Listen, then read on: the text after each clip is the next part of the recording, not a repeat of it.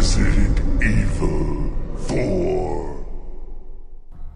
Hello there, Sir from 17 once again. This is my Resident Evil 4 No Damage Professional run. We're in Chapter 2-3, and this is the fallout of the massive cabin fight we had in the previous video. I'm going to speed up quite a lot of this because it's going to be me moving around and picking stuff up and all that kind of good stuff. But my advice with the inventory, which is nothing to do with the aesthetics of it, you know, everyone's going to have their own little neurosis on how they fucking decide to line shit up and plan it and all that kind of nonsense. But I would just make sure you have enough room to fit either a new weapon or a rocket launcher. Because we're getting to the point now where a lot of my boss strategies are going to be the fact that I have so much gold I can buy rocket launchers like they're going out of style. And I'm going to, folks, because a lot of the bosses on this game don't really have very fun strategies, you know. It's not a game where you can necessarily exploit enemy movement and counterattack all that effectively, because it's just not built for that kind of mobility. And that's not to say that it can't be done. I'm sure there's some crazy gameplay somewhere of that happening, but instead of having those kind of crazy fights, you can fire one rocket and be done with it. And because this is a no damage professional run and I'm trying to get through the game, you know, in a pretty convenient and effective way, the rocket launcher is just the best strategy. And when I played this game when I was younger, I never used to use them. And it wasn't because I perceived them to be cheap or OP or any of the, you know, the internet fucking neologisms that have turned up in the last century of elitist gamers. But, I mean, century's a broad term, isn't it, right there? They were playing games back in the old frontier. No. This is a tough fight, silliness aside. This is one of those rooms where the door behind me is a checkpoint whenever you need it, and I implore you to use it if you're struggling, because that's what it's for. The reason that I chose the left path over the right path is literally because I don't think I could have killed the Gigante in the same way that I did in the previous video, because I don't know that path as well. This is the path I've always taken, so I went the one I'm most comfortable with. Which, if you've never played before, one path leads to another boss. This path leads to two chainsaw women, which are the exact same as chainsaw men. I don't know if they take any less damage or if they're any faster and if there's any nuance like that. What I do know is two at the same time is quite tricky, but thankfully the game gives you more than enough tools to deal with these situations. And if you've ever played the Mercenaries mode, you should be okay with pretty intense moments.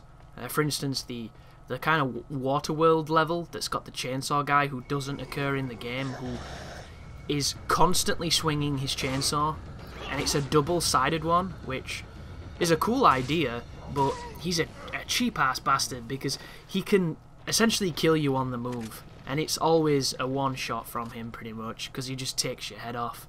And I'm kind of glad he's not in the game, because he's a bit of an asshole and he's really fast too. And the thing that sucks is, when you're using Leon in that particular fight, his shotgun it isn't up to par for what you need to take down that kind of enemy, so it makes that Mercenaries, especially when you're on the quest to get the 3 stars, so much more difficult than it needs to be. So much more difficult. But I'm going to be taking these people out as carefully as I can. I'm not going to rush it because this is a very long checkpoint unless you make your own.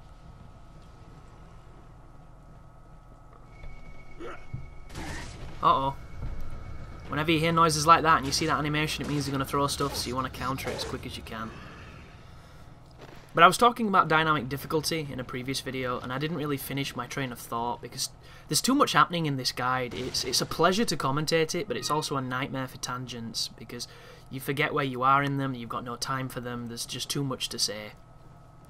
But dynamic difficulty, how it's affected in this game, I'm not too sure how professional affects it. Somebody left a comment saying that the difficulty is always on the higher tier anyway because you're on professional, but I still think that there's probably some features of it that are reminiscent as well, that remain of the dynamics, which is, depending on your accuracy, depends on the difficulty. It will lower the difficulty the more ammo you waste.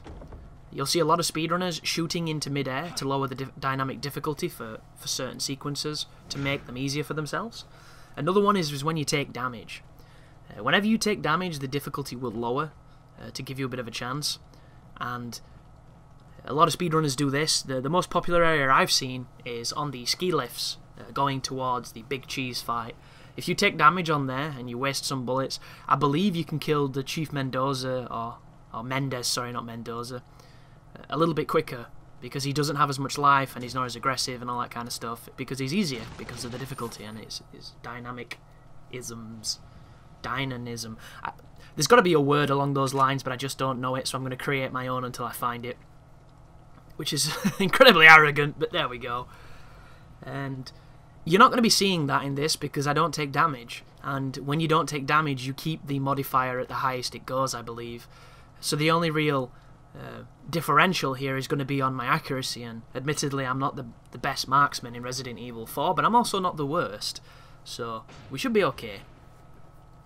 And the easiest way to see that you've got the top rank of difficulty is when you enter the water room, because there's going to be some crossbow guys that you've probably never seen before, because I know I'd never seen them, and I saw them on this game. And crossbow guys are a pain in the ass because they're too accurate. They're so accurate.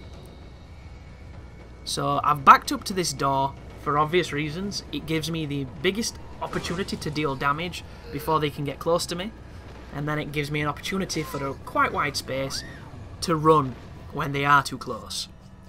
But the thing you always need to bear in mind is the safety blanket with any of the chainsaw people. I don't know if these are called Salvadors as well, because El Salvador is what the big guy's called, I believe, so these might be, I don't know, Salvadoritas. I'm not too sure. I don't even know what Salvador means, or if it's just a name like Salvador Dali. But anyhow, I digress again. The shotgun is your safety blanket.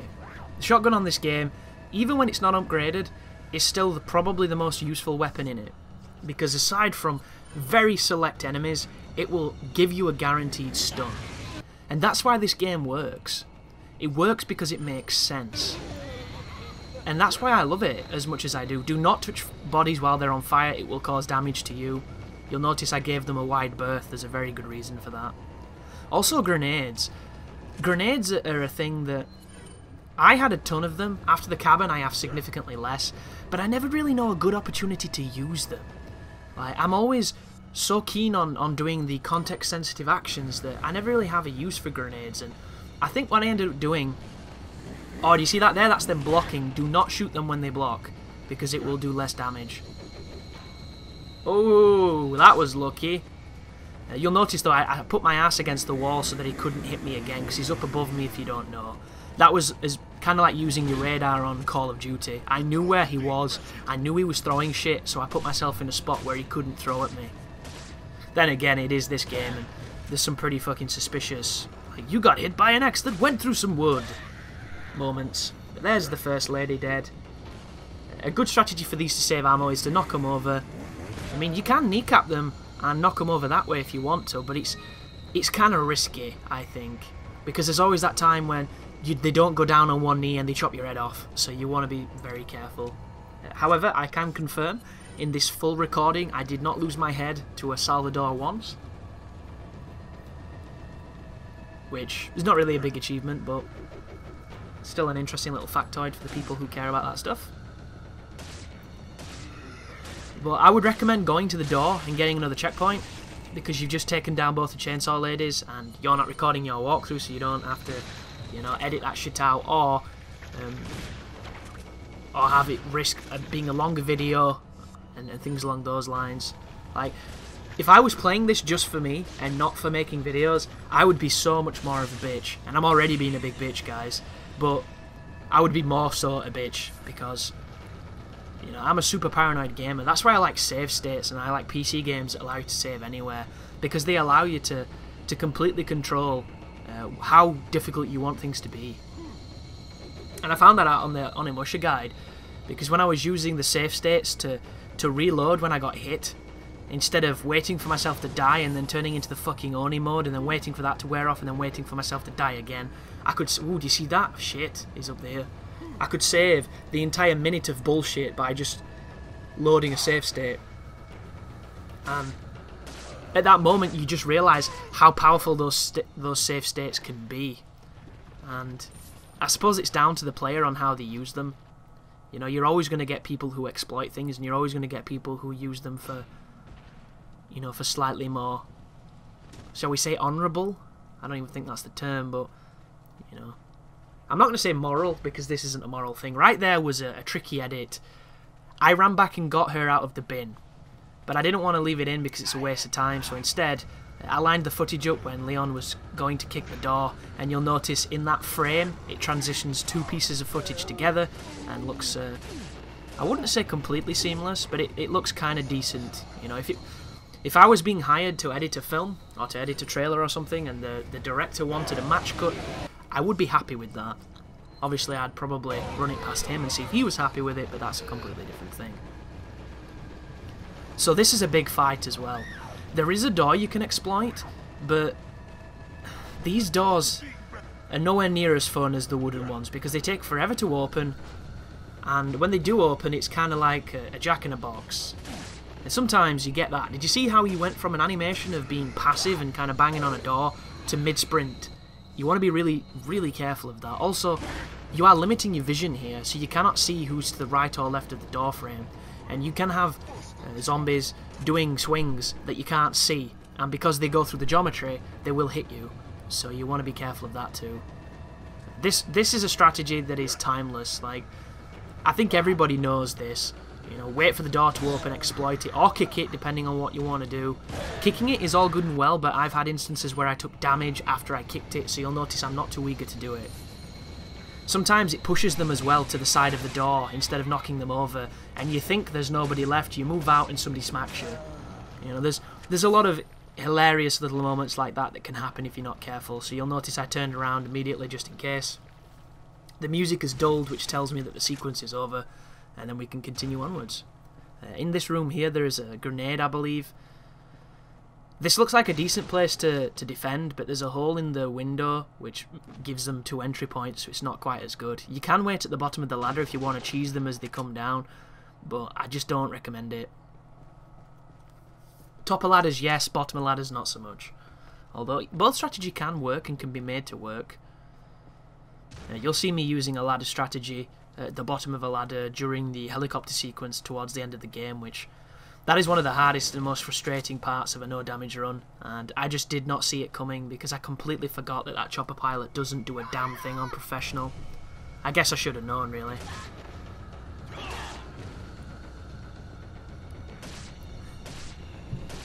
But somebody mentioned when I was explaining the mechanic where I would like it, instead of it saying on the screen, you know, press the button when you're in range, I would like it so that when you're in range, when you press the button, it activates those animations all the time, so there was never that room for mistake.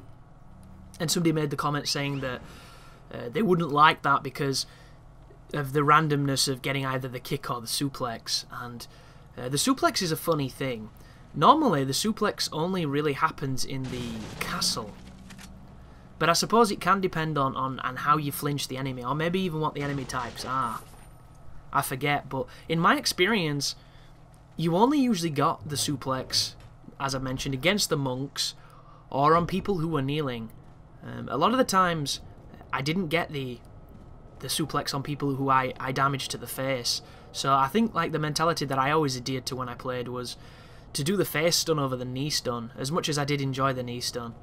And if anyone's kneeling, just be aware that you can do that move. Like, if it was up to me, I think I would have had a mechanic in the game where you could customize what your execution moves were. I think that would have been a really cool idea, and it's something that, you know, just never really came to be, because I would have Hunk's Neckbreaker, which is hands down, anybody who's played Hunk in Mercenaries will probably agree, it is the coolest animation in the game. It is so brutal and awesome, and it's a guaranteed kill. So just imagine if you could have access to that Neckbreaker. It would literally be the Izuna drop of this game.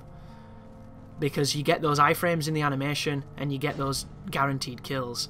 Like, that move is so goddamn cool. It's not even funny how goddamn awesome it is, and I love it.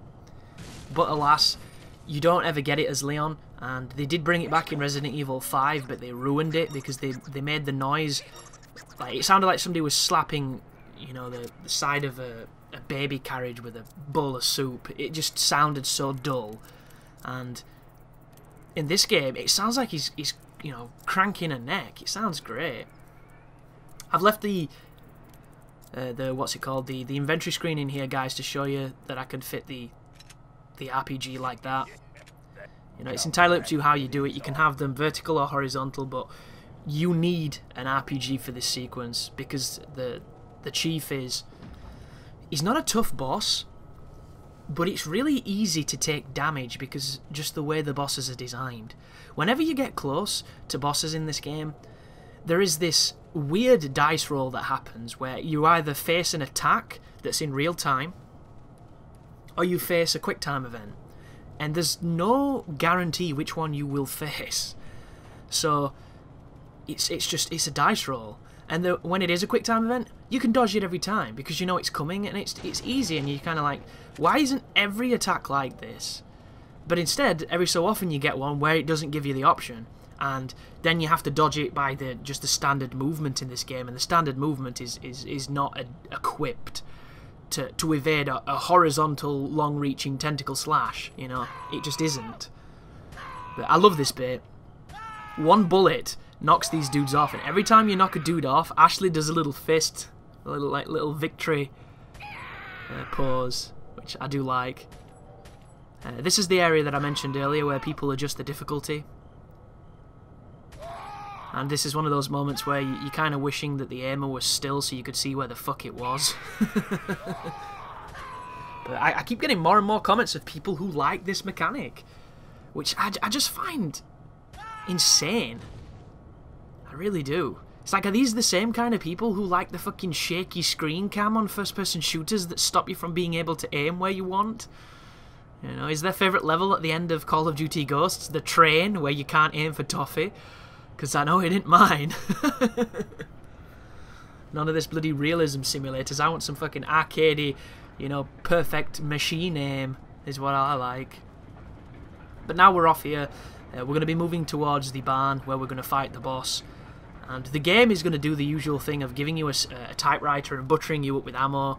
You know, you should always know that a sequence is coming that's going to be arduous because the game is trying to prepare you for it. And you're going to see that with the massive stockpile of shit next to the merchant. But a couple of things that are useful to have against the boss. Grenades will definitely help you. The shotgun's okay, but it doesn't really stun him that well. Like, I tried a couple of different strategies before I got the one that you see in this video. But something to bear in mind, he has two forms, and the rocket launcher will only kill one of the forms for you. So you have to kind of get him to the form you don't like, or rocket launcher the form you don't like, and then deal with the one that you're okay with. Which to me just ended up being, I think I rocket the first form, and then I used grenades and barrels for the second one, or vice versa. We'll soon see, it's the next video. But thank you for watching, and you take care now.